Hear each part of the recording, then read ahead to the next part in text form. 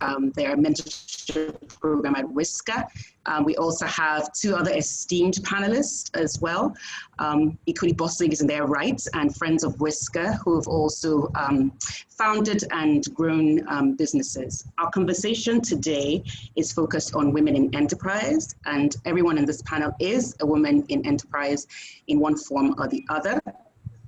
And essentially, just by way of introduction, when a woman sets out to start an entrepreneurial pursuit, she faces challenges that are different from those that men face.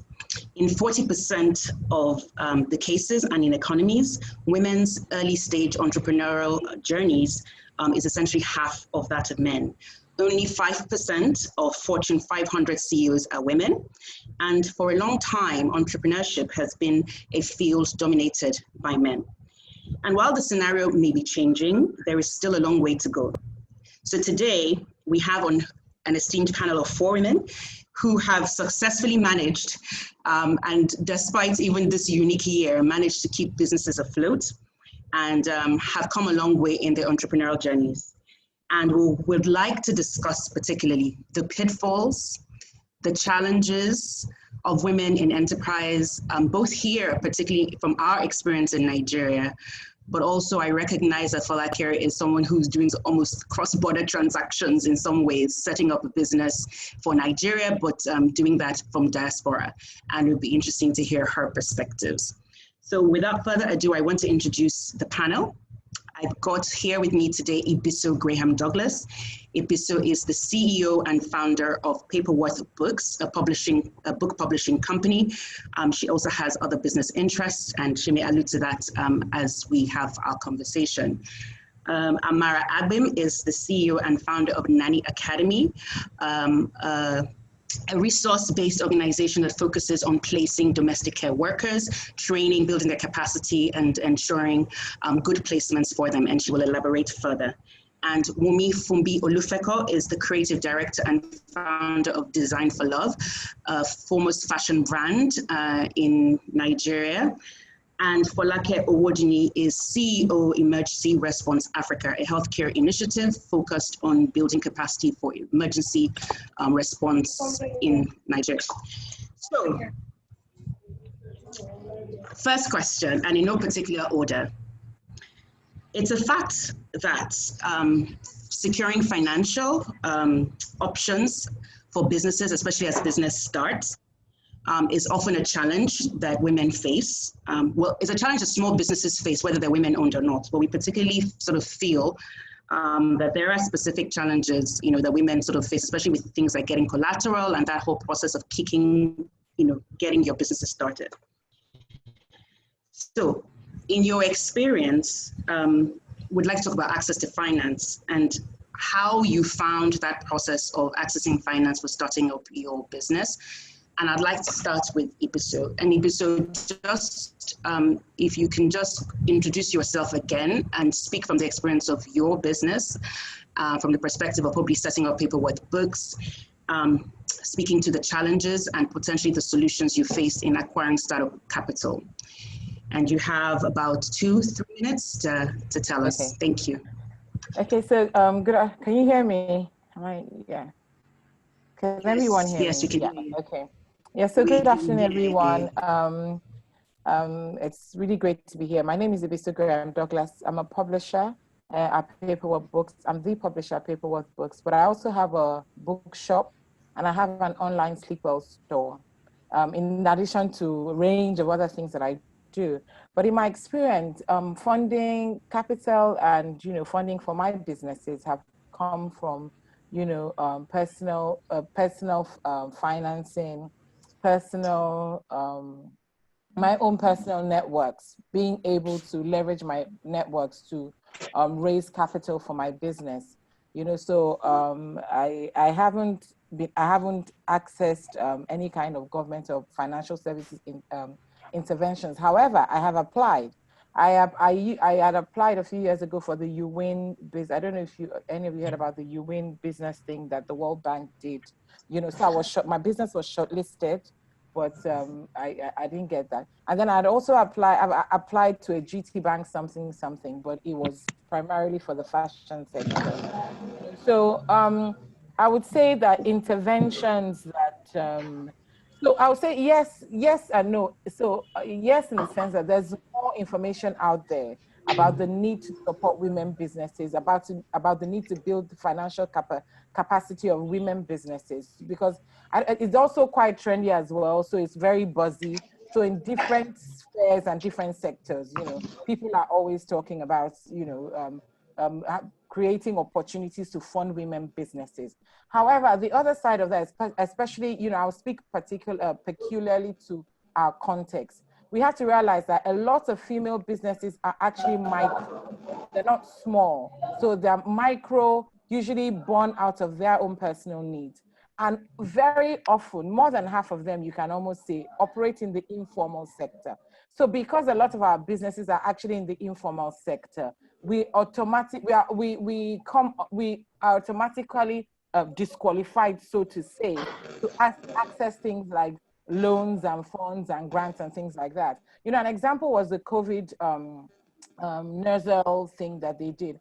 I remember when the thing came out and how we were, sharing it around. If you're a female business, if you're a business, but there were requirements. You have to have CAC this, you have to have financial statements this. For a lot of women businesses, their business is tied to their person. It's to their personal bank accounts, and you cannot actually present those to access funding. So I think that that's where the gap is, and that's where it would be good for there to be some kind of intervention, recognizing that a lot of women are in businesses because of personal need, family commitment, personal responsibility. So when we start out, we don't think about building this big, wonderful organization that would change. No, very often women start their businesses to meet immediate needs. And because of that, they start micro and operate in the informal sector.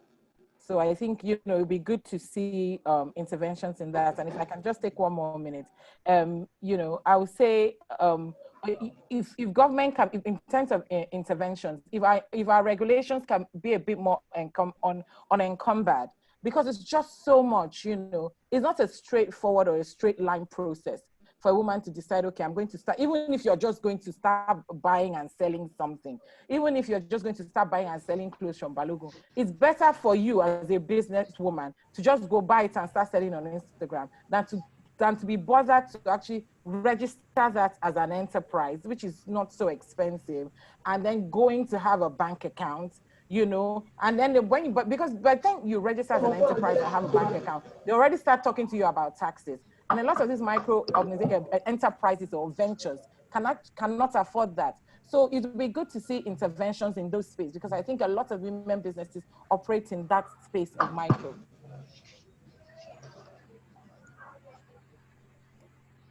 Thank you very much, Ibiso. Thank you for starting up a great conversation.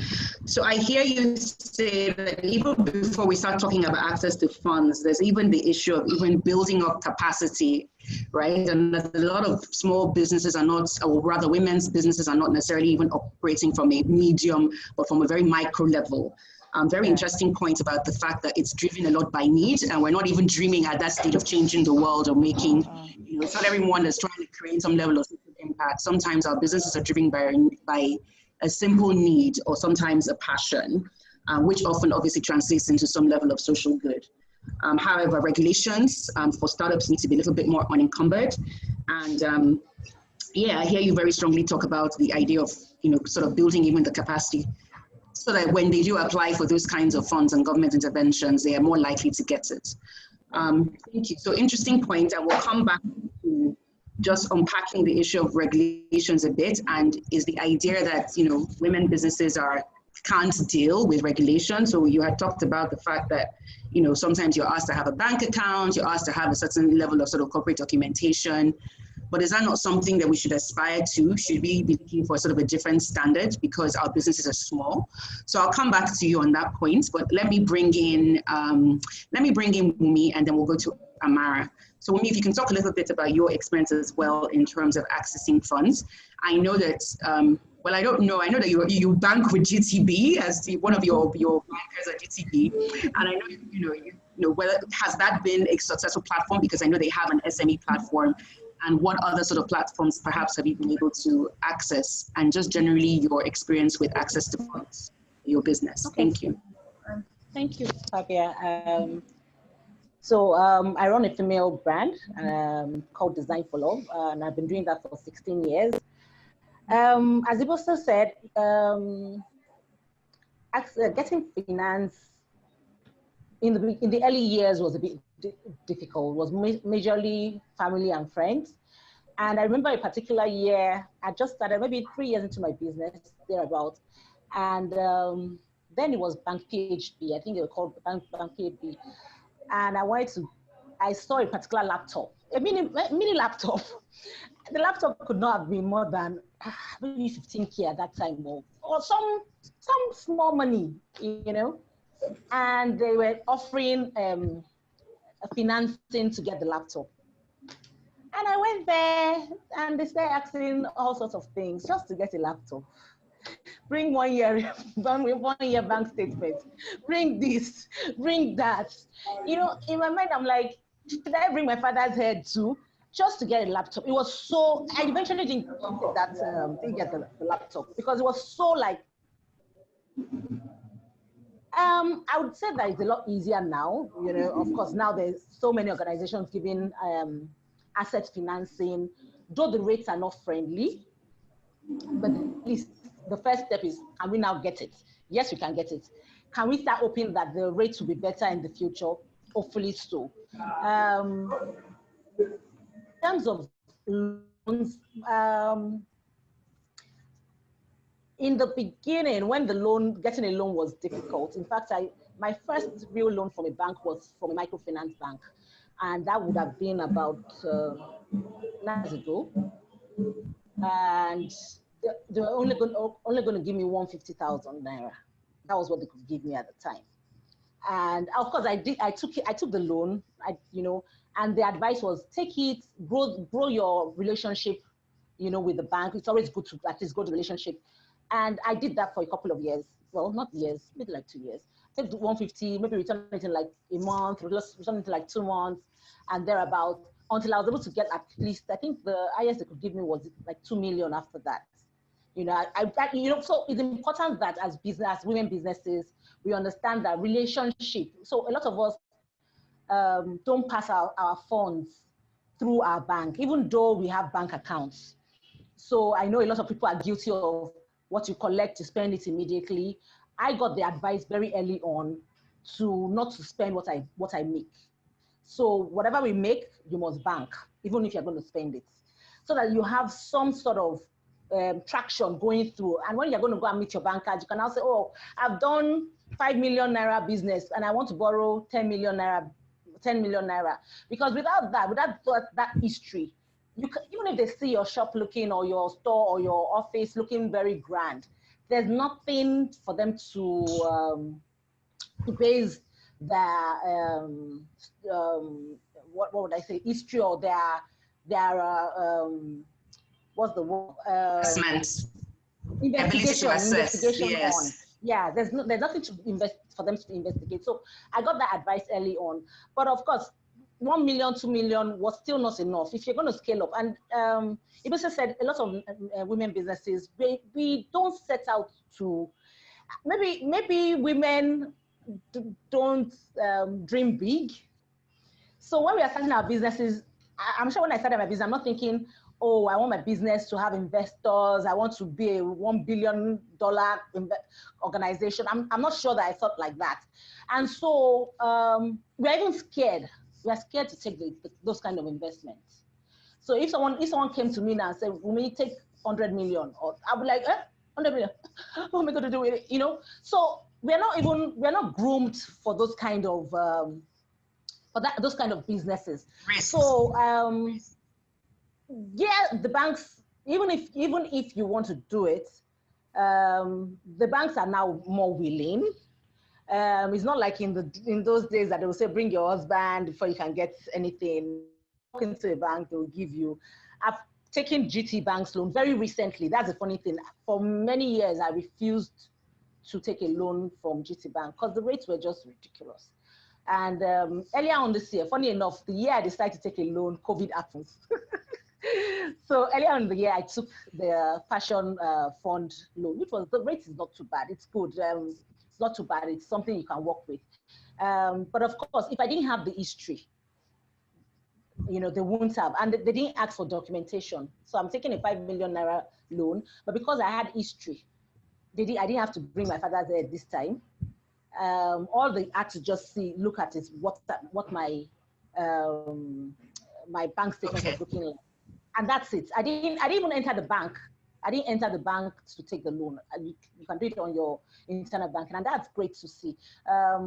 Of course, as I said, my recommendation will be that as women, we need to start to build relationship with our financials, build relationship with your bankers, build relationship with networks that can offer you those kind of things, build relationship with angel investors. I know there are a couple of angel investor networks even in Nigeria. Build those relationships. Don't wait until you are ready for the money before you start to look for it. So that's what I'll say. Great.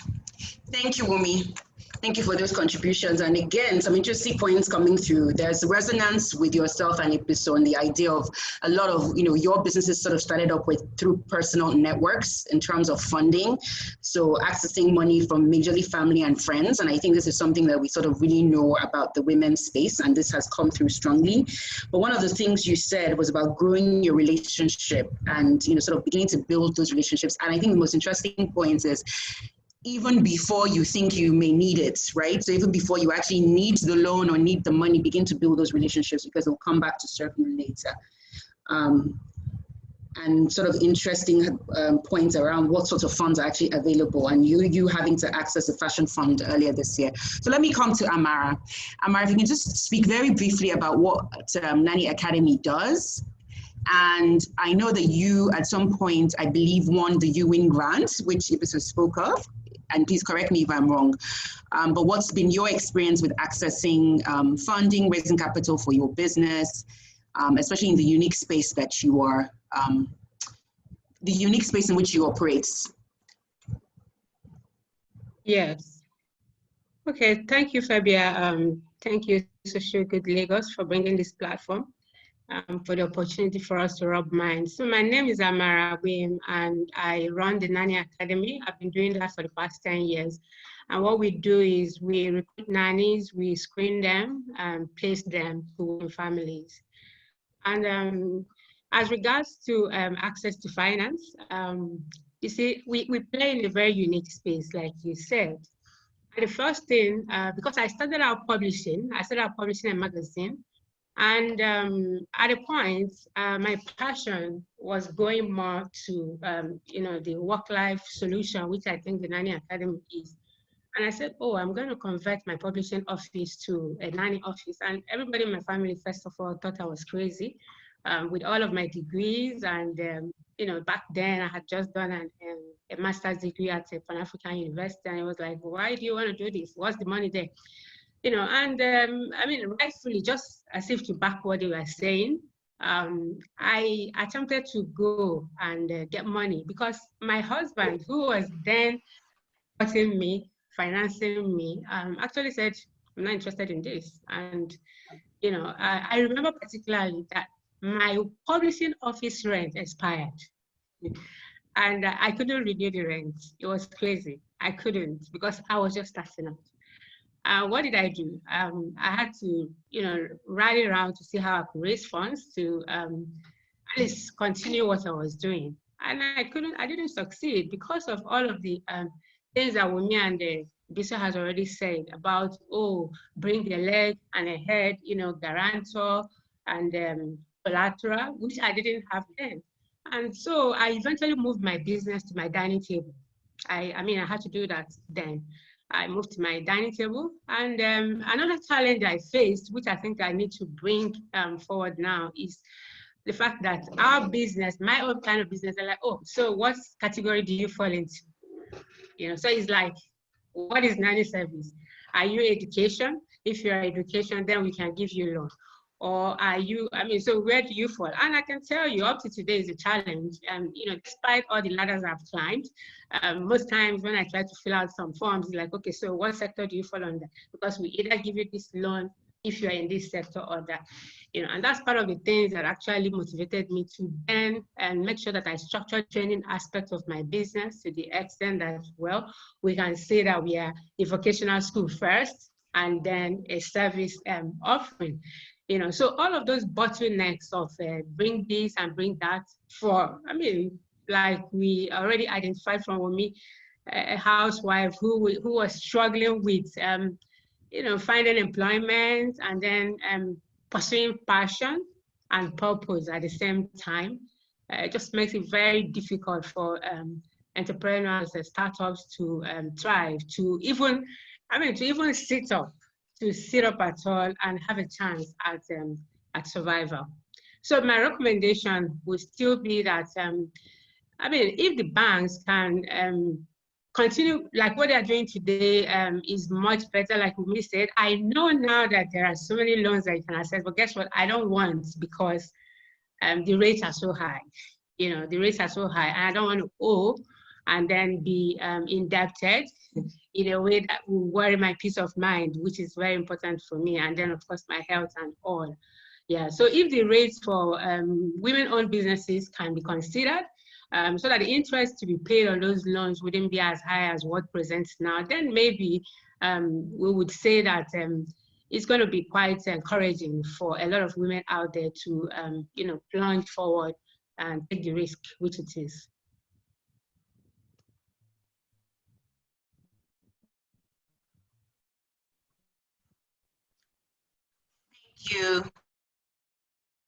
Thank you, Amara. Unique sector experiences that pop, fact, that you sort of highlighted, of even finding where you essentially fail in trying to tick the box, when you're making those sort of applications. And sometimes it's just easier to just look inwards because, it's really only you that understands, the idea and behind it, when you don't necessarily want to conform to the typical boxes. But I suppose eventually you found a space in vocational training as the heading, which it is in some ways. And perhaps I think it's almost really, I think, if I may say, one of the things I find about the Nanny Academy is it's quite revolutionary in some ways. And perhaps that wasn't your thinking when you first started. Your pursuit really was about bringing a space for work-life balance and helping, career women find that support system. But I think that, even sometimes going through those lessons, it's come through that there is actually a space of this group of people who we can term almost left behind, because where do you place domestic workers in a sense, who provide such an essential service? Is it vocational work? It typically doesn't fall under those categories. And so I think that, intentionally or not, your work actually brings up a whole social. Bring in Falake now.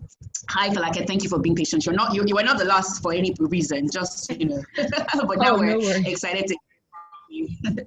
Okay, yes. So your perspectives, and tell us a bit about what emergency response is, Response Africa, what it seeks to achieve, and how you have found, because for you, a of grants and competitions and innovation funds, and you recently won one innovation fund. I wonder if it has anything to do with your company being diaspora based. It'd be interesting to hear your reflections on that. And yeah, so over to you. Yeah, for sure. So my internet seems to be going in and out, so let me know if you can't hear me at any point. First thing I will say is really, really glad to be on this platform with these amazing ladies who have run their businesses so successfully for years. I also did use Amara's service earlier this year, so she's doing important work. I can attest to that.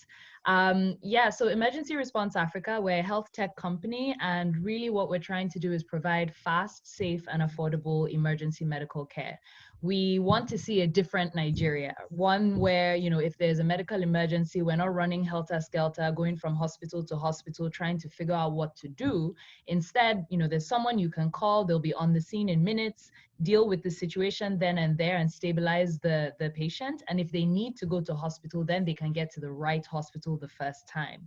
And so what we're doing is we're bringing technology into that process, technology and some training as well, into that process to be able to eliminate a lot of the delays that we currently face. So yeah, honestly, like, you know, the answer to the first question, is finance easier now to access?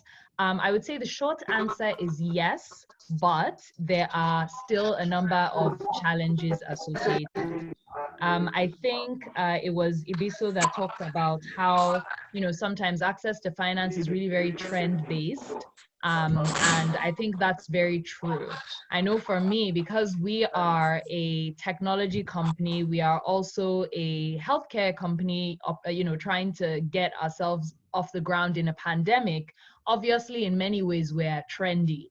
And so I think what that's done is that it's given us many opportunities to apply for funding that is either grant-based, meaning that we're not necessarily having to think about, are we giving up equity for this? Or maybe it is investment-based, but it's structured as part of an accelerator program. So it comes with, you know, mentorship and other types of support that, you know, a lot of small businesses typically don't get access to.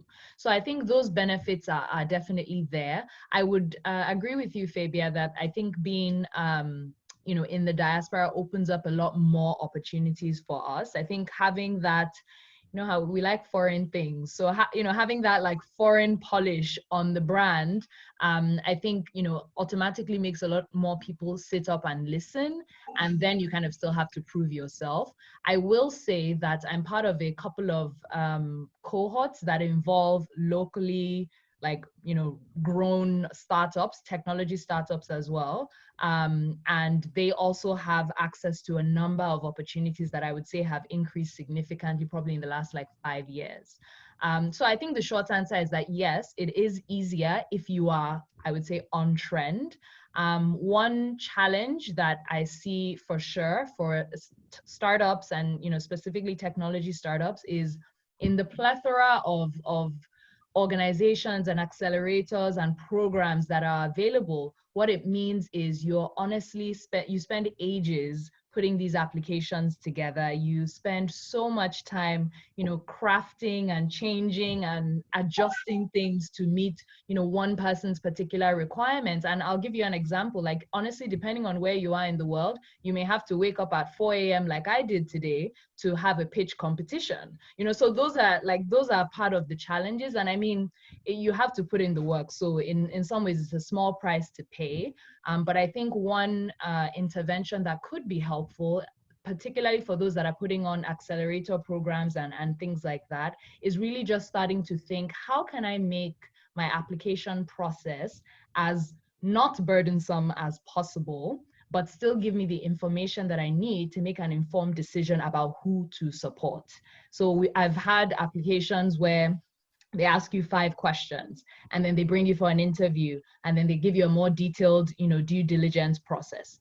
That's not bad. At least you get, you know, if you make it through, subsequently you're putting in more and more work and the chances of you being finally selected are higher. But I've also participated in applications where you literally are answering, you know, 25 detailed questions, all of them long form answer. Each one, they're asking you for a 1,000-word response. And you're like, guys, like, help me help you. I want to do my work, but I also need this. So I think it's a tough balance, and I'm sure that it steals a lot of the time that entrepreneurs should be spending actually working on their business. So for me, that's one intervention that I would say that really applies probably to every grant opportunity, but definitely more so in the tech space. Great. Thank you so much, Falake. Thank you for those insights. And, you know, some very interesting points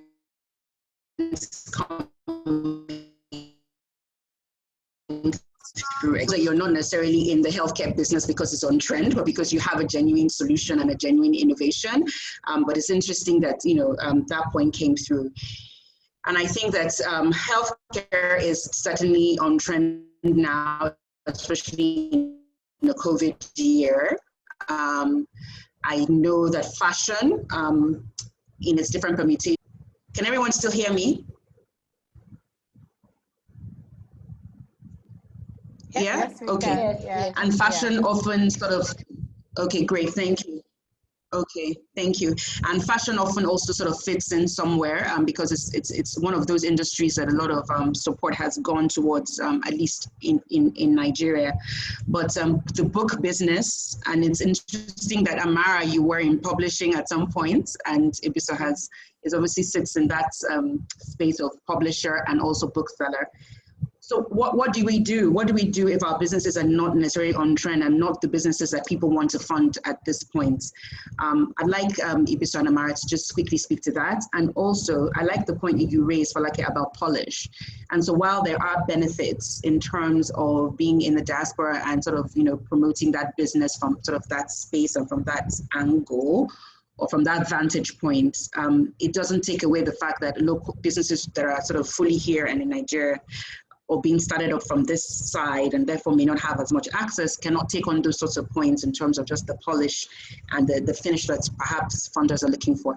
But if I come back to that point of on trend businesses, so what then does the bookseller and the book publisher do? What then does Amara, you said even if they offered you a loan today, perhaps you don't even want to go that way. So what has been the secret? Why would you not?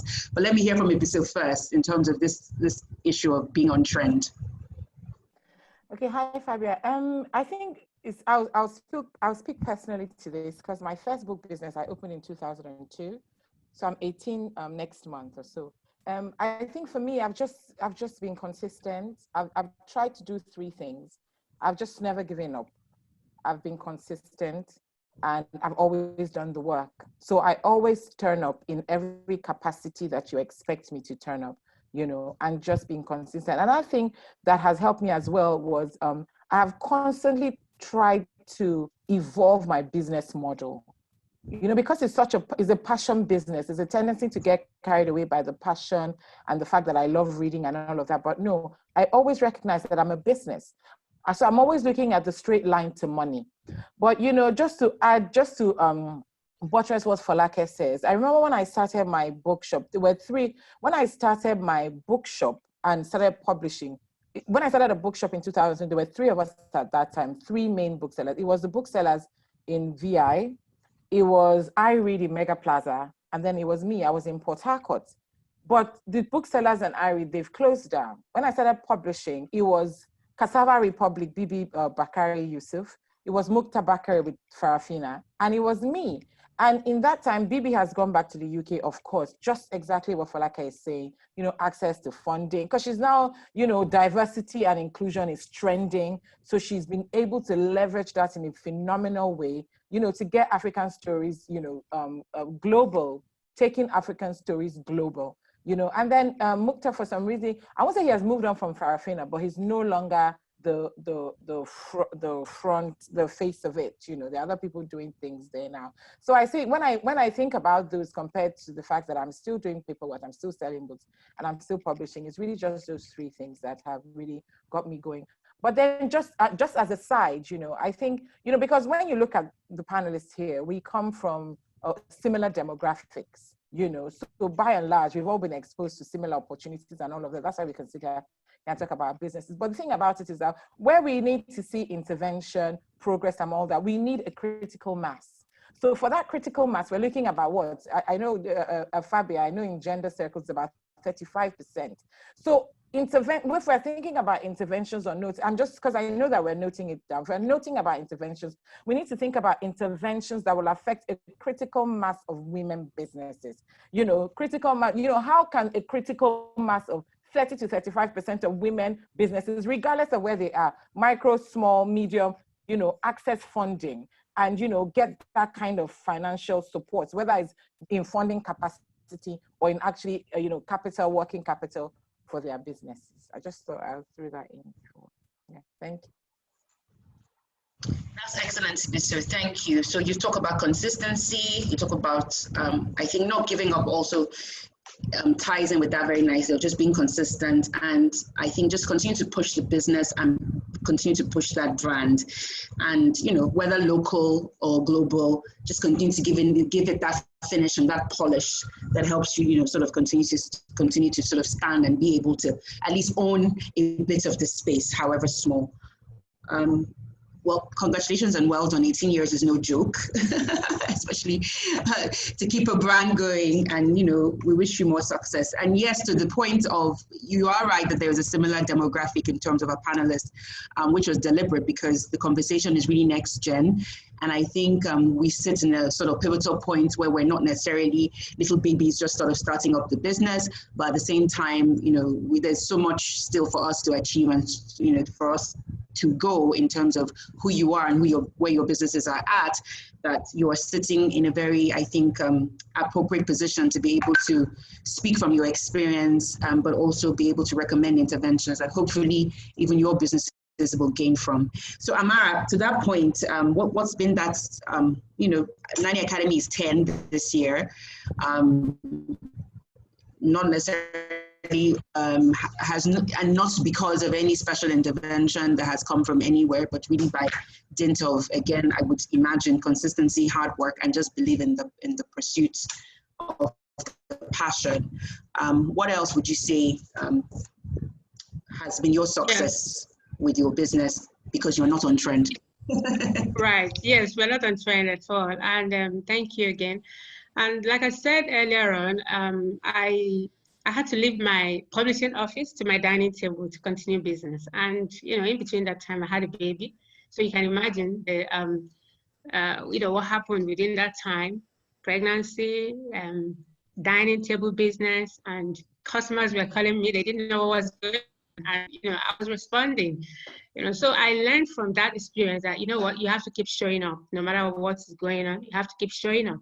And then perhaps again, setting up my website as far back as 2010, you know, was really a blessing, because even when I thought, oh, you know what, I'm not going to continue doing this, my website was there, people were still calling me, and I was picking my calls like, okay, as business, you know, I have to keep responding, right? And so I would say that, you know, being consistent, not giving up, and, you know, hanging in there really has a lot to play. But on the other hand, I couldn't just fold my hands while hanging in. So I took advantage of a lot of, you know, will I call them accelerator programs or capacity building programs, which I think is very critical, because I remember back in 2010, I was just starting out, and that was when I applied to be a WISCAR, right? And so WISCAR was, you know, a great boost to my career back then, to my morale. Right, because it exposed me to a group of women and a network of young women. I mean, some of them today are definitely through Dr. Kimbade that were in my set. We're still very much in touch, and we encourage one another in one way or the other. So joining WISCAR then, finding you know, somewhere to belong to helped me. And of course, at the same time that I had WISCAR, I also was lucky to be selected for the Building Entrepreneurs program. I mean, I didn't win the prize money of 3 million, but then I was exposed to 50 other entrepreneurs from different sectors across the country. And I remember that when I was in class those days, I mean, I didn't have anything to say. I didn't have anything to share because I was just starting out, literally. Right, so but being in their midst and then looking back 10 years, you know, from now, they all still laugh because they know that Amara will not say anything then. I didn't have anything to share, right? So, but being in the midst of like-minded people who want to succeed, you know, pulled it for me. I even find myself particularly very creative when I am being, you know, talked to, when I am in a classroom situation. And once the classes are going on, I'll find myself writing, and that's probably what has accounted for most of, you know, my dynamism. I would say the dynamism of Nani Academy, because there is no way you can remove the person from the business. You know, people are going to be looking at you. How is she taking it? How is she putting off a front? Are you sure the numbers are adding? But then those are not the things that matter. What matters is what is inside and what is, you know, propelling me forward. And so even when WISCAR ended, of course, I mean, officially, I stopped my relationship with my mentor. I still continued, you know, I never gave up. And I'm happy to say I've, you know, bagged several fellowships globally. And the recent one being the Women Leaders for the World Fellowship, which, you know, gave me a global platform. And right now, I don't think, you know, local again. right? I have a lot of role models, a lot of collaborators, a lot of people who are propelling me. So I cannot overemphasize that for businesses like ours that are not trendy, that do not, fit into any particular space, building up our capacity would inevitably influence our creativity and help us to, just hang in there.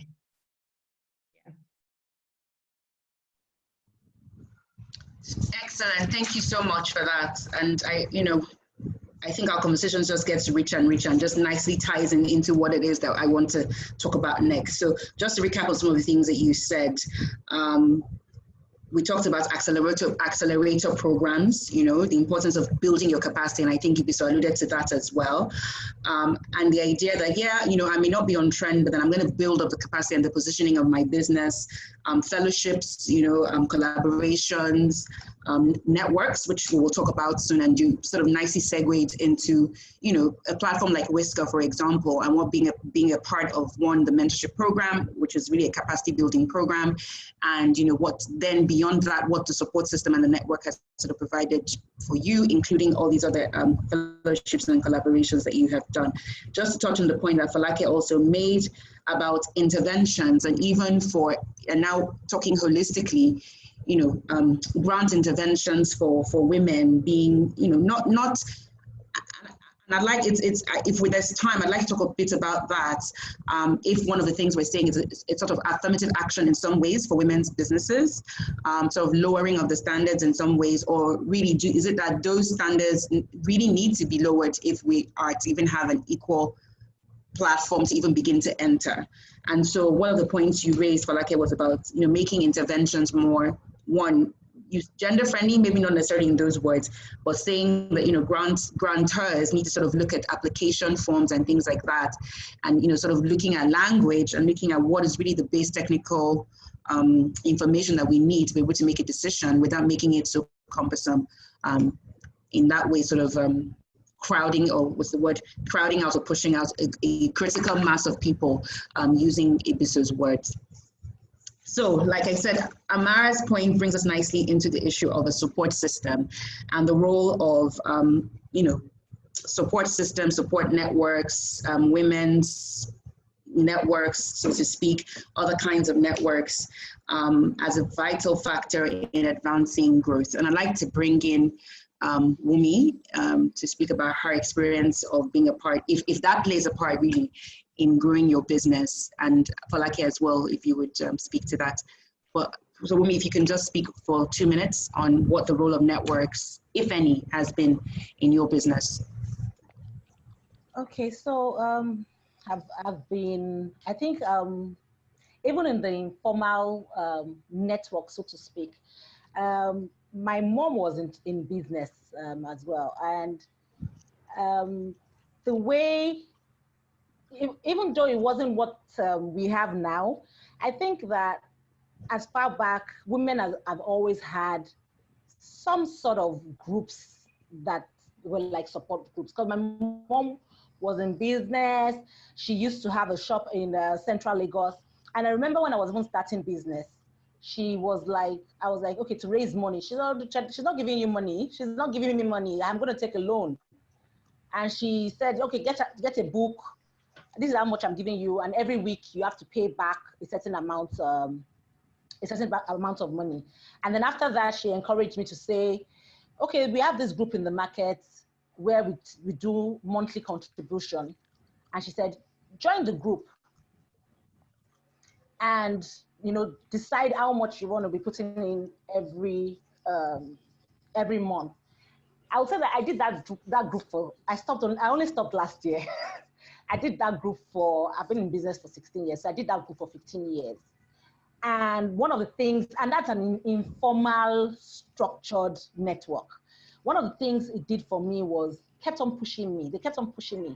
So I'm like, okay, when I started, I'm doing maybe 20,000 naira a month. And then the next is, they'll ask you what your goals are. That's the funny thing. They will ask, they say, if you're going to do this monthly contribution, you have to tie it to a goal. Don't just put money aside and then when it's your turn to pick up the money, you just pick it up and think, oh, it's free money and you go and blow it. No. So when I say, oh, I wanted to open a shop when I took my first loan, one of my aunts is, my mom's sister is also in that group. She was like, why are you taking this loan? Because the amount you're going to be paying back, if you put your mind to put it aside as your monthly savings, do you know you won't have to pay interest, you can. So I think by the time I was taking about 600,000 at the microfinance, they said, oh, I have to bring someone with collateral and blah, blah. So my auntie was the one that came in to stand in for me and also put in, they said, they even gave, they said my collateral could be a car, but you had to be a certain year. And at that time, I didn't have that kind of car. So she had to say, okay, come and use your car. Oh, I want to borrow 600,000. She was like, 600,000, And so they kept on, with that group, they kept on encouraging me, whatever goals I wanted to do. I just had to say it. That was the funny thing. I just had to say, oh, I want to open a shop in Ikoyi. And it's okay. So how much do you think you put aside? And I'll literally save that money in a year. I'm telling you, I'll literally save that money in a year. And that was my first taste of network. And then over time, I've joined other organizations like WIMBIS, and I was even the first set of mentees in the WIMBIS program. And I built on that particular network. I've got grants through them. I'm a BV Grow Fellow, and I got a grant from there as well. So in places where I couldn't get the money I needed, those networks have always been very useful for access, for information, for direction, and so to speak. And I'm not sure that I would probably be where I am if I didn't have those networks. That's probably what I would say. I'm not sure I'll be where I am in business if I didn't have that kind of support from that kind of network. Yeah. Great, thank you, Umi. Very interesting story, and sharing experience around in the informal structured networks, because I think sometimes when we think about support networks, we often think about the more structured ones, especially now in this age where there's so many sort of variations of women's networks around, especially even within the banks and within financial institutions, setting up women's programs and things. So from a perspective, which is often that very first network of support that we have, and the power even within those kinds of informal spaces. And then the information and the access and the direction that is then part of the more formal structured network. So very interesting perspective, thank you. And so Falake, what has been your experience in terms of support systems, networks, and being a part of groups perhaps?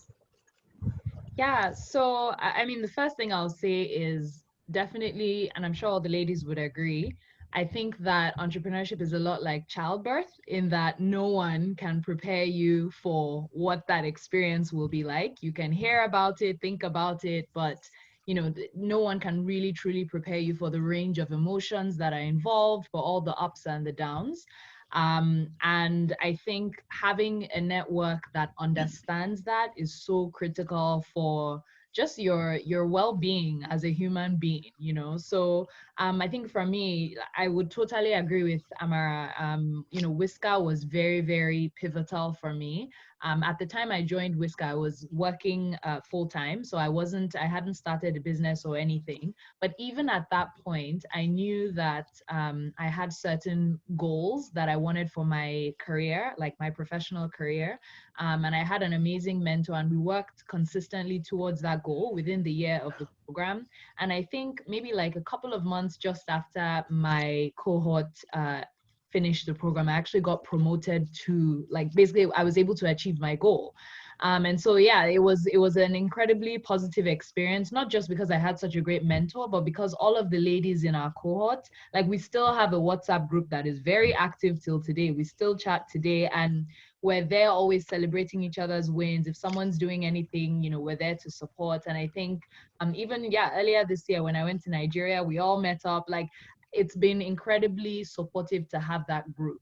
I think recently, I've also found other ways to get other groups, and even just honestly other less structured networks. So for example, LinkedIn has been amazing to me. Like anyone who is not on LinkedIn or not leveraging LinkedIn is completely missing out, in my opinion. I can think of a number of opportunities, including a webinar that I just hosted yesterday, where one of the speakers on the webinar was introduced to me by someone I met on LinkedIn who I'd never met in person. And then I met his friend. Like, it literally was this chain of events that really started from that informal, like, initial connection on LinkedIn.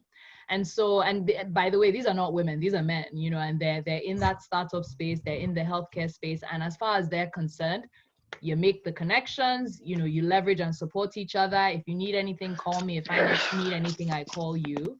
And I think that that's been incredibly beneficial to me at this point, being a startup founder when I've never done this before.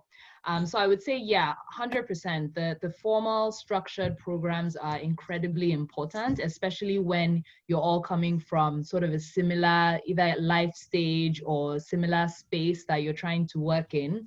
But I would also not dismiss the informal individual connections that you can make, both digitally and, like, you know, in person at an event. And hey, it's a pandemic right now, so there are not that many events going on. So there's no better time really than to get connecting online. So, like, that's great, actually. And that's another interesting perspective in terms of the informal structured network. I mean, I think sometimes we maybe forget the reasons why we're on social media, you know, and I think that social media, especially as you say in the pandemic, has proven to be a very strong space where these informal networks can be built. And yes, with particular, as you mentioned, LinkedIn, I think that's a powerful place, interestingly, for, you know, founders in terms of even building your brand and that positioning now, I think, which you spoke about, which I think regardless of wherever you're based, now makes almost like a global access. And it's really for those who will win and sort of stay the course will be those who really win almost on social media in some ways in terms of, you know, your profiling and your brand and your positioning of your business. So very interesting, and thank you for sharing that point. Great. We've talked a lot. We've talked about funding and access to funding and interventions for businesses. We've talked about successes and challenges and, you know, what has helped us stay the course. We've talked about now support systems and the power of networks in sort of keeping us on track. I'd like to just talk a little bit about COVID now, since we're in a COVID year. And I think that this has really been the year of the woman. The future is female, for a number of reasons. You know, it's brought us up to the forefront for a number of reasons.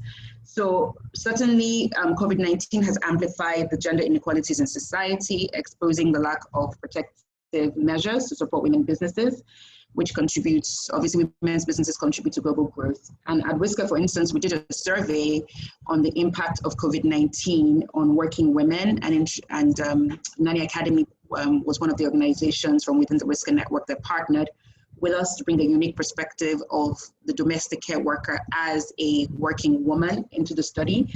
But just speaking generally now, how do you think businesses have been adversely affected by the pandemic? From your experience, and speaking particularly to your experience, and generally, what has been the effect, if any, of COVID on your businesses? And that may be that it's been positive or negative or both. And I will just ask each of you to please speak briefly, over 2 minutes each, on what that has been for you. You know, what the effects of COVID has been on your businesses, if any, or businesses that you know about, how they have bounced back. Is it possible to bounce back? I think those would be interesting to explore. So I think I'll start with Ibiso. Well, COVID, it's been challenging. It's been very challenging for my business, actually. Actually, my bookstore is still closed because we are located in a park. We needed Lagos State government approval to open, which we just got about last week or so. So they are now letting us open, you know.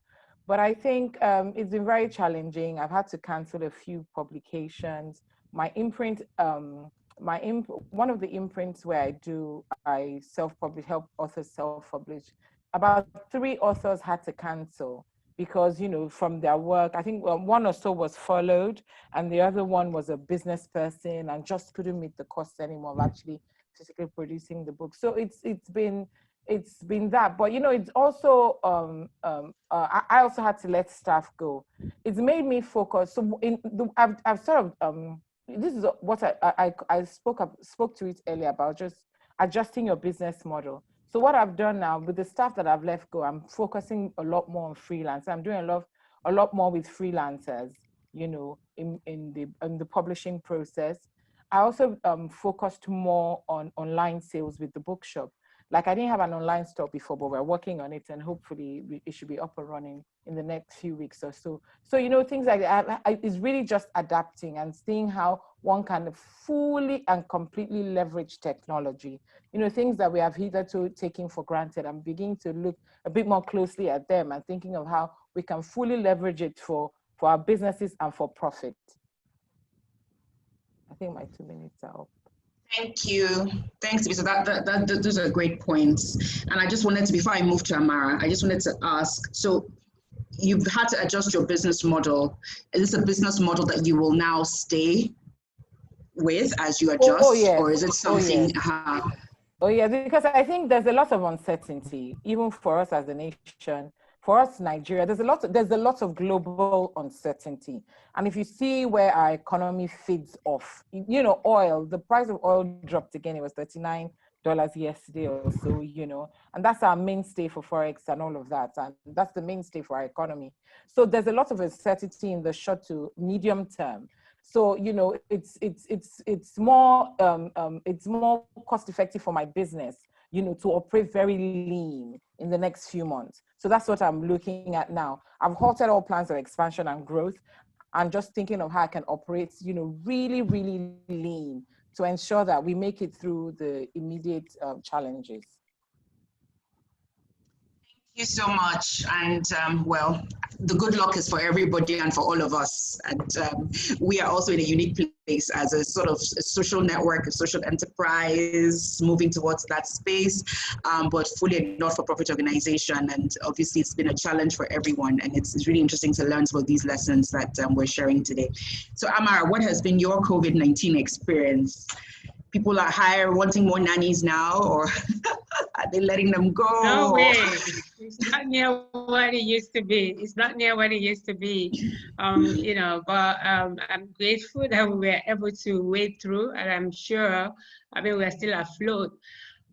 So COVID-19 came as a shock. You know, we were not ready. I remember I was about going on a trip to the UK for a conference, and you know, I was still in denial until the conveners of the conference sent emails that, oh, you can't come again. And I'm like, are you serious? You know, so I think about on the 22nd, and then we all stopped going to work from 23rd, right? So by the end of the month of you know, that March, are we to pay salaries or not? Are we going to pay full salaries or not? Because everything was shut down already for that 1 week or 10 days before, you know, the end of the month. You know, but based on the work we did previously, and I saw the advice of a couple of consultants, I'm like, okay, you can pay or you can just prorate. But I ended up paying my full salary, you know, for staff. I have 10 staff, paid them full salary in March. And then in April, I had to do a 50% cut. I paid everybody 50%. And in May, I did the same thing. But by June, when the lockdown were released a bit, we were able to take back the salary to 75%. And we're still on that 75% now because we're not operating fully. We are doing you know, a timetable. One person gets to go to work once in 4 days, but, you know, work remotely. So I make sure that all the staff have mobile phones, digital phones, you know, pay for internet for them, and they're able to receive calls from clients. So in June and, you know, July, we had quite a number of people. I'm sure they were all tired from doing the thing alone at home, and they called in, you know, higher, there was rush. But in August, there's a kind of dip again, you know. But essentially, one of the greatest things we embraced was, you know, teaching online, you know, because our business is two-way. We train and certify, and then we do the placement. So yes, placement is affected, but our training was never affected because as at last year, August, we took our programs online. It was something I did, out of hindsight, because I've done some global programs online. And then myself were like, how are you going to do this online? I'm like, well, I think we should try it. Let's try it. So we were still running our physical class as well as our virtual class from August last year. So when COVID came, naturally, we converted everything online. So it was very easy for myself and my team to operate online. And, so we're still having students enrolling for the programs and doing. Yeah, and like Ibiso said, the curve now and the way to go forward for me is, how can I consolidate all of these teaching technologies? Because I'm operating just with Zoom. It's not like we've done anything customized for for the academy, but we are working on it, and hopefully we hope to make it more robust, so that we might even just keep all our trainings online as time goes on. So I would say embracing technology early on last year was a lifesaver for us. Otherwise, I wouldn't know the story. But on the other hand, for the placement, no jobs, so a lot of nannies are out of jobs, and I'm sure it's, in a very tough time out there for them. A lot of people are desperate. They can't, feed. So we did a kind of a outreach in July, to mark our 10th anniversary. And that's just about what we can do at the moment to help. So it's just getting me to think about nanny intervention fund, because I saw something like that abroad, and I'm like, okay, this is something that is worth pursuing, because a lot of nanny families, or people who depend on, domestic work to feed themselves, were really, really thrown askance during the pandemic. Thanks, Amara, and just really interesting insights there. I was sort of plugging into the vibe and feeling very sort of happy and confident, and then you sort of came down, brought it down a bit with all the nanny intervention. But I mean, these are real issues, they really are, and it's such a, I think, a space that one really just doesn't sort of think enough. And I think part of I would say the beauty of the survey that we did, even though we only touched a little bit of that aspect, was even to just bring that conversation to the forefront, that there are these group of people who are working women who, for them, the difference between having a job and not having a job is almost life or death. So very interesting. Yes. I wanted to just ask very quickly before I move to Wumi, what are the kinds of things that you're teaching online? So is it the nannies themselves and that are online doing the online training, or is it another group of people? And how, in terms of, because you imagine that, well, I mean, everyone now is actually data savvy. I think about my nanny, actually. I'm just thinking about my house help and how she's constantly on Facebook. So we forget that everybody knows, everyone is really moving to that platform. So we take it for granted sometimes that they're not schooled enough to be on a Zoom call or, on an online training. How's that working out? Oh, yes, rightfully. Not all the categories of nannies, like if you've used our service before, we say level 1, level 2, level 3, based on the level of education, literacy. So most of the nannies we have, candidates we have, even graduates who are seeking for this as an opportunity to get themselves employed, they're embracing the training so that they can get jobs, because that's what is practical for them.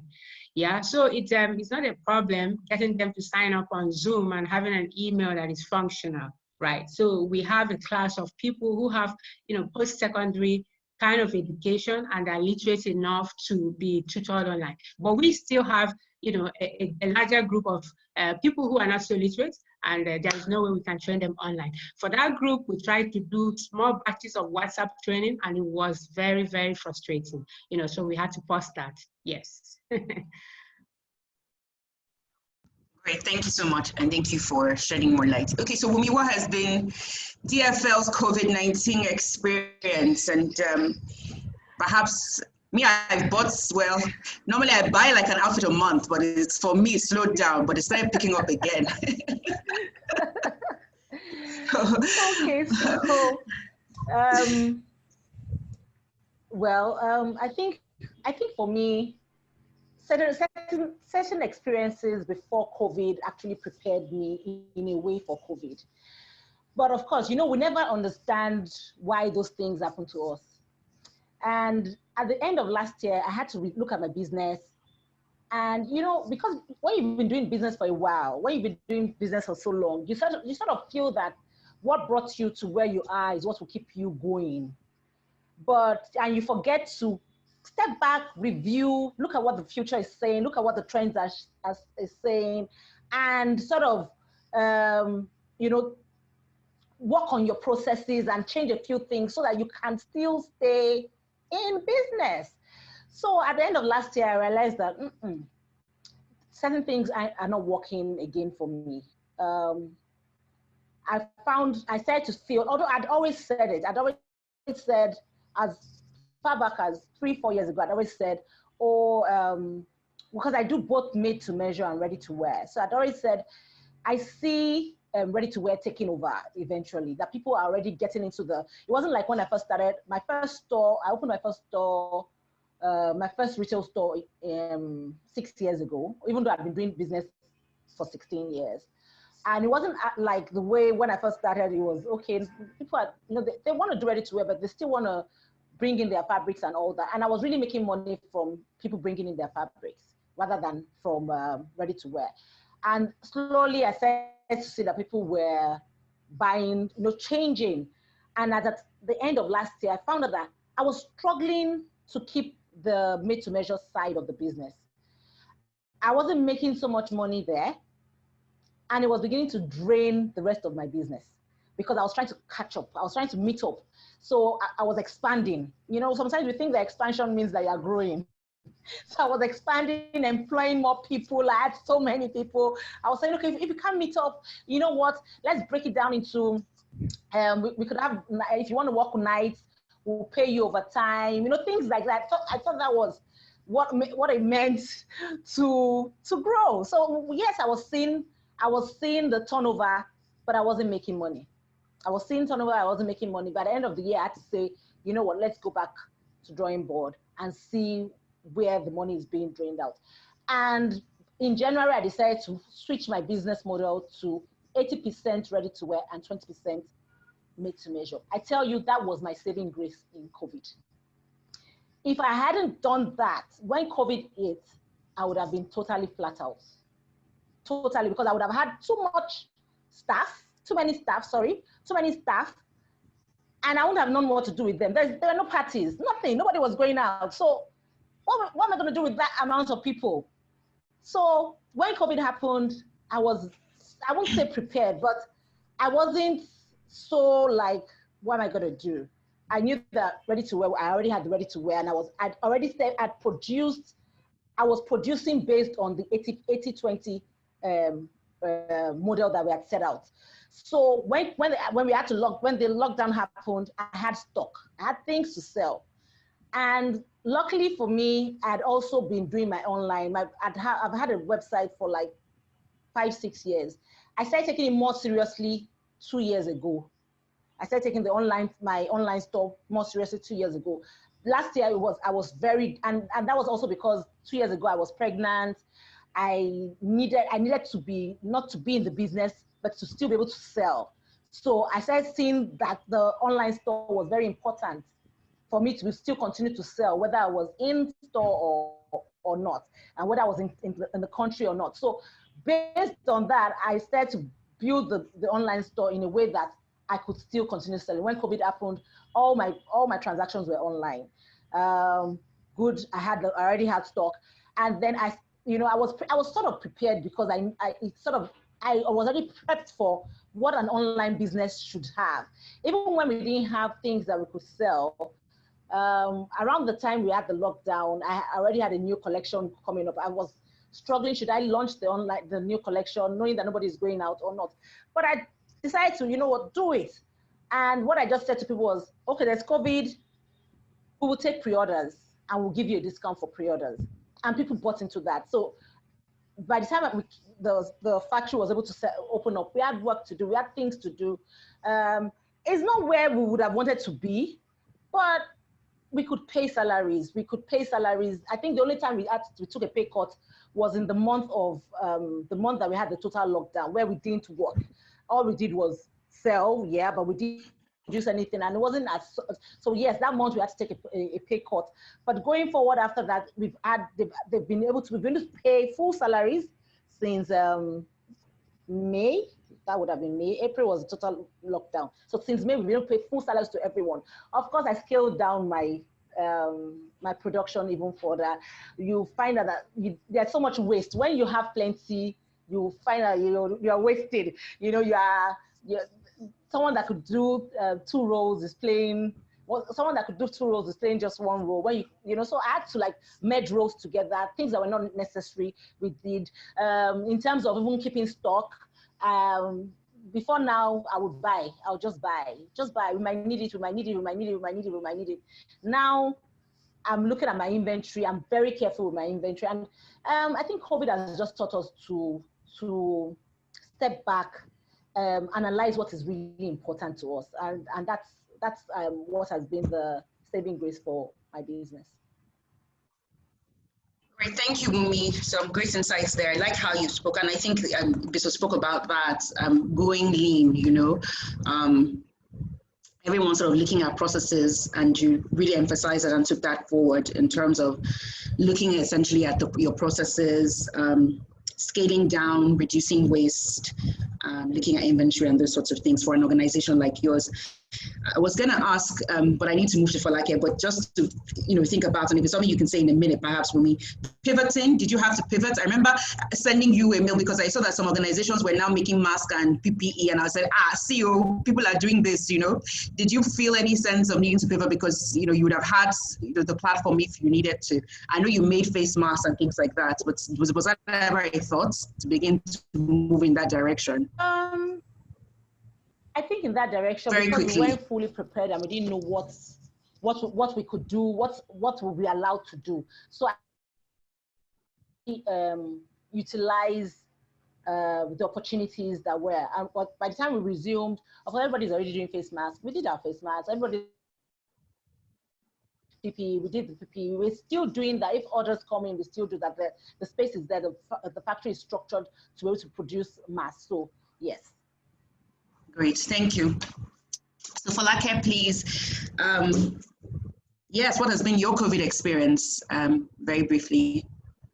Yeah, so I would say like everyone, there's sort of the good and the bad. I think the good for us has been quite significant to the extent that obviously it's health related. So I think there's generally just more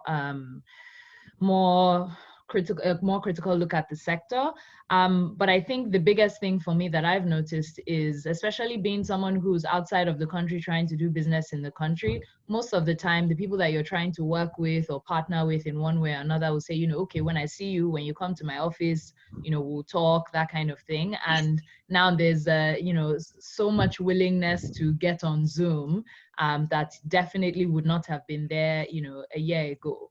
And so I think that's been really helpful in that we've been able to make a number of connections across many borders and build relationships that aren't, necessarily based on seeing people face to face. There are people that we're collaborating with that we've never seen, and then there are people that we've only ever seen once. So I think that's been really beneficial. The second thing is, sort of on the more negative side, because there's been such a limitation on movement, on gathering people together. It affected how we could get people together for training, for example. And so what we opted for was a webinar format, which obviously is significantly cheaper. So that's kind of a positive side. There are limitations to what you can, the type of information you can pass across. So, you can do first aid training online, but the reality is there's a practical side that needs to happen that's not going to, be done online. That said, we've still learned a lot from the experience and just been able to connect with the people that we need to do business with. So yeah, I think the biggest thing or benefit to us as a business has really been the push for people that typically would want traditional forms of communication, pushing them to go digital. And that's really helped us because we are primarily digital and we also happen to be outside the country. So that's been a big benefit, and we've been very glad to take advantage of that. Fantastic, thank you so much. Thank you.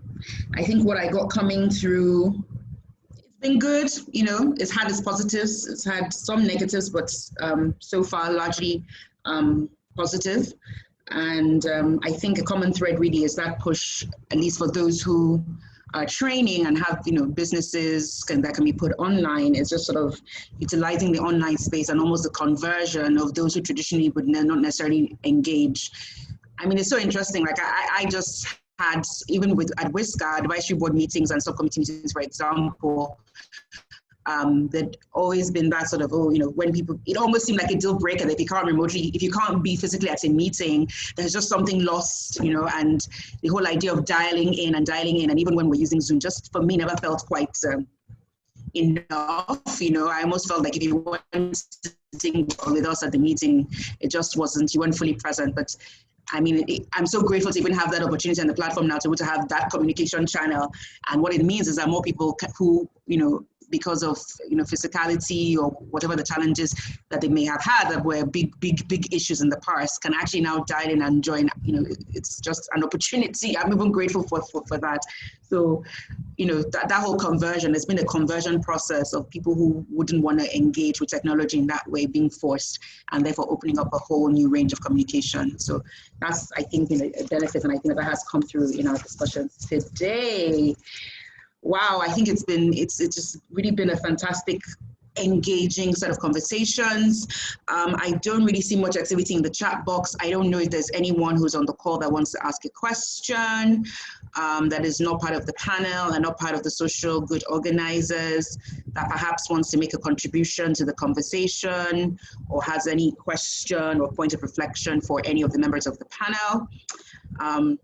While I just quickly go through my notes and see other points that we can quickly touch on before we wrap this call up. I think it's been a fantastic and engaging conversation so far. I thank you all for bringing the best of your experiences and sharing so many lessons. If there's no one if there's no one going to ask a question at this point, I will jump in and just quickly, we really are now almost out of time. I just want to touch on a slightly uncomfortable conversation that has also been sort of superbly highlighted during this pandemic, or exponentially highlighted during this pandemic, which is the issue of sexual and gender-based violence. And really, for us as business women and business owners, just the issue of our own experiences, perhaps in dealing more around sexual harassment in the workplace, because sexual harassment is a component of sexual and gender-based violence. So, you know, we're all our own bosses, and sometimes people feel like, you know, being your own boss somehow excludes you from exposure, you know. But then there's, exposure, but then there is that, you know, we need to go out, we need to market our businesses, maybe not so much now in the COVID era. So in fact, perhaps that's another positive of the pandemic. It's enabled people to engage, like you say. You don't have to come to my office, like they're asking for like it when you see me in my office, you know, and therefore exposing those, you know, creating those channels of when such things are able to happen. But I just wonder what your thoughts are, very briefly, in terms of, as female entrepreneurs, if it's something you've ever experienced and how you've dealt with it, because I think that there would be an audience that would be sort of interested in this particular conversation. So if any of you have experiences to share, I'll do it in the reverse order this time around. I'll ask for Lake to go and perhaps just sort of give even your final wrap-up statement as you speak about that topic. But you know, if there's anything else that you would like to share, you literally have a minute and a half. Thank you. Okay. Thank you so much. Yes, so no, this is not something that I've ever experienced, thankfully. Definitely grateful for that. But I also know there are many, many stories of people, especially in this lockdown environment that we've been in, who have suffered violence, whether it's domestic violence or in some form or another. I guess tying that to entrepreneurship, I'm going to take maybe a slightly odd approach. From the many stories that I've heard, I think one thing that entrepreneurship does for a woman is provides independence, not just financially, but also mentally or socially. Because as an entrepreneur, you have to build your own networks. You have to have access to people, you know, in order to have customers. And I think isolation, from the stories that I've sort of heard and interacted with, isolation is a big thing that plays a role in gender-based violence, especially domestic violence. And so I think there's a role for anyone who is, I would say, interested in entrepreneurship, but also you know, sort of considering, you know, is this something that's good for me financially, to look at entrepreneurship as, you know, more than just a path to, you know, financial independence, but it's something that really does empower you as an individual, and give you the tools that could eventually help you deal with more pressing social issues such as gender-based violence. I think at the end of the day, I guess the biggest contribution that I would love to make to this conversation is just, you know, as an entrepreneur, especially at the stage that I am, which is early stage, don't let things distract you from doing the work. And by things, I mean literally everything. So it could be the next grant application. It could be, you know, the next program that comes your way. But it could also be things like, you know, the situation that we're going through now with the pandemic and, you know, starting to panic, is my business going to survive? I think all the other ladies have been very clear that what's kept them is that consistency. And I think at the earliest stage, the best thing you can do is be consistent. You know, it takes, I've been working on ERA for the last year and a few months, and we're not even off the ground properly. So I think for me, it just goes to show that there's so much work that goes into any business, and you just have to be prepared for the long haul. But thank you for this opportunity. Folake, thank you. And I'll just go to Ibiso. So Ibiso, while you just speak a bit about that particular issue, you maybe, you know, what your thoughts are around the issue of business and gender, you know, and sexual harassment. Sorry, there was a question in the chat box around, and I know that at some point you had done this, and possibly, you know, one or two of the other panelists, which is essentially while starting up the business or at some point in the business, having a full-time job while also running your business. And there's a question from the chat box as in how do you balance when you're kind of maybe running two things? So, you know, you still have a full-time job, so to speak, at 9 to 5, but then you also have this business on the side. So if you could somehow wrap in that, you know, all of those. I'll try. Yes, all of them. Your 2 minutes. My 2 minutes. Okay. Very. Yeah, I've worked full time while doing my business as well. But you know, for those times when I did that, you know, just long hours, I do the work. There is no shortcut to doing the work. So do what it takes to do the work, so that, you know, your business is going and your business is still represented, you know, so that you're fulfilling customer needs and, you know, you're making something, you're earning money from the business, you know.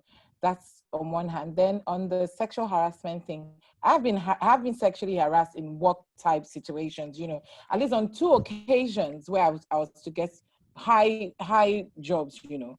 On one occasion they were like, oh, come, do you have French visa? Come, let's go to Paris. And then at one point they were crude enough to say, look, it's you're getting this job, it's conditional on you coming to Paris for the weekend. But you know, and for that I'll say, because I know in the context of our society, I try and tell women to be very self-respecting, be very, very self-respecting, to establish clear boundaries from the beginning, you know. And because I know very often sexual harassment is not about the victim, it's about the predator. But you know, in the context of our society, sometimes they don't understand. People misconstrue your being nice to being available, especially when you're a pretty woman who is well dressed and you're meeting. So, and also because of the trends or the precedents that have gone before you with other women they've engaged with, they automatically assume that all women will, you know, will battle with this or play on this. So, but be very, very self-respecting, set clear boundaries. And then I'll say, find multiple ways to hit your objectives. So if you know that you have a goal or an objective, try and assess it or think of ways to achieve those objectives from multiple ways. Don't set yourself up to be at the mercy of one particular person, because then you are, because when they know that, they take advantage of you and you put yourself in danger, really. Because I know some people who it hasn't ended well for them. They put themselves in danger that they really regret. And then overall, as an entrepreneur, I'll say to young entrepreneurs coming up, don't be afraid to pivot. Don't be afraid to pivot, because sometimes, when we start out on this journey, our vision is not, we don't have clarity of vision. Sometimes that clarity comes with the processing, with the experience, with the time. So, at the point where you feel you've got clarity and it is better, like what Amara did.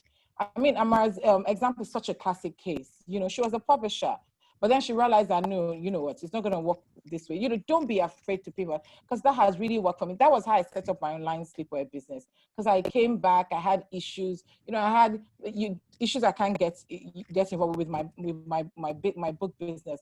But I just thought, you know what, you really need to earn a living. You really need to take care of such and such needs. What else can I do? And that was how I set up my online bookstore and my online sleepwear store. So don't be afraid to pivot. Also try and maximize opportunities that come your way, because sometimes opportunities only come once. And very, very often we pigeonhole ourselves and say, look, I am this and I'm only this. But no, be aware of all the opportunities that come from you and come around you and come for you, and think of how you can leverage them for your overall vision. I just want to say thank you to Fabia, thank you to WISCAR, thank you to Social Good Lagos. It's been such an honor and a privilege to be part of this group. Thank you to my wonderful panelists. I've learned so much. I have so many notes, Thank you so much, and I wish everyone all the best. Thank you, Biso. Thank you. So Wumi, over to you. And I've eaten a bit into your time, so you have literally a minute and a half for your closing, and then to Amara quickly, please. Thank you, so that I can also wrap up properly. Okay, so for me, I wouldn't say that I've had direct harassment, but I would say that it's been more of a stereotype, and people just assuming that, oh, you look a certain way, so they can hit on you, so to speak, and because of that, and because I'm married with kids, and I know that if I go into this space, this is what's going to happen. I have to forgo those opportunities, knowing that if you go here, this is you've already been stereotyped. It's even recently someone saying to me that, oh, women that cut their hair. I'm more prone. I'm like, really? I cut my hair because I want convenience, And you're telling me that if I cut my hair, it means that I'm available, And I'm thinking, so do guys actually think like that? So if I go, if I'm just assuming, if I go and ask for an opportunity and it's a man there, would he be thinking because I have my hair cut, that means I'm asking for it? You know how they say it's because you're dressed this way that something happened to you, and now it's because I have my hair cut that this happened to me. I'm just like that. So no, I've not had but just the fact that people are thinking along that line.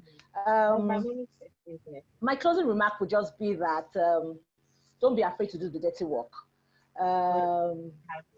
because you never find a diamond at the top of the soil.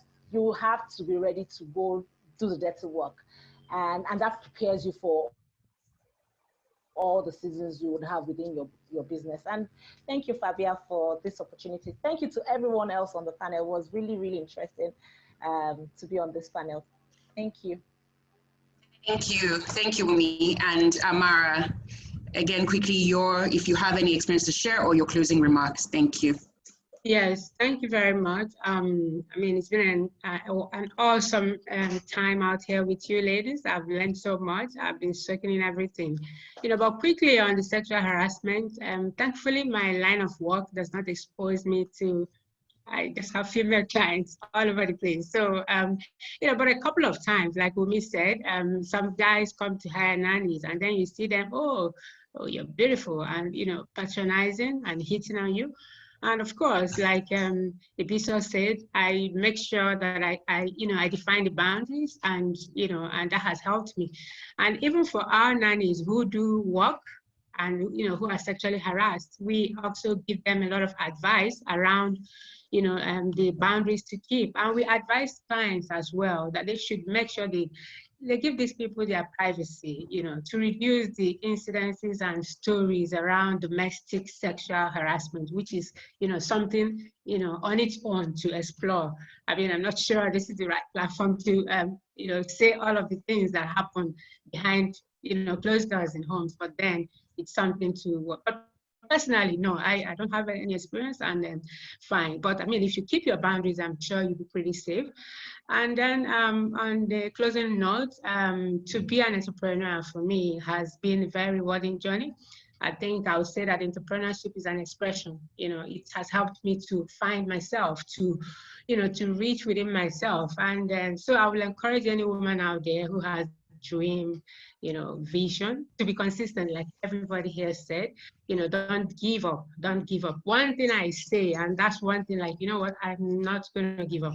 I'm going to continue pushing. And I know that as long as I'm pushing, you know, and of course, put it in the work. You know, you're pushing, you're putting in the work, and you're also being smart at the same time to know when you're not making profit. If you're not making profit, there's no need to pretend. Right? So when you tell yourself the truth of how the situation is, it will actually ginger you, you know, to do an assessment that can help you to discover, you know, maybe how you can, you know, diversify what you're doing. And don't be ashamed, don't be afraid. You have to put in the work. I never believed I could become a teacher. As a matter of fact, you know, I'm an entrepreneur, but then I teach. I am a lecturer. So I learned at some point that as an entrepreneur, you need to have a skill. Right? You need to have a skill. And for me, this one skill that I've developed now is the art of teaching.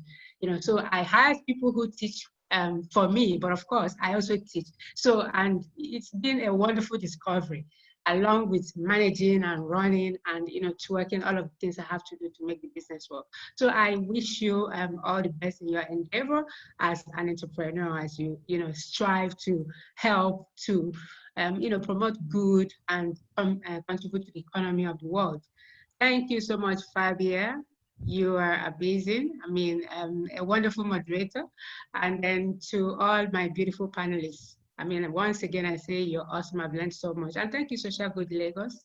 I hope most of the things we've said today will come to value for everybody. Thank you so much, Amara. Thank you for a very nice wrap up and very well acknowledged. Thank you. And so this has been the Women in Enterprise Dialogue panel, brought to you by WISCAR and Social Good Lagos. We've had an amazing session this afternoon. So many nuggets that have been shared. I'm not sure that I have time to go through all of them, but I'll just speak very briefly to some of the things in no particular order and in no particular box. You're not a woman in enterprise, do not give up, be consistent, polish your business. In other words, build up your capacity. We want more interventions that are gender friendly. We want more accelerator programs, fellowships, collaborations are key. There is a power of the collective, both informal and formal network structures. We have various members of our panel who have been part of various support networks and various entrepreneurship fellowships and capacity building programs. Empower yourself as an individual. Entrepreneurship is a path to power. Do the work. It is work, it requires work, do the work. Sometimes it's long hours, do the work. Set boundaries for yourself as a businesswoman. Consider multiple channels, don't be laterally focused, and put in the time, put in the work, but if it's not working out, be real, don't be afraid to pivot.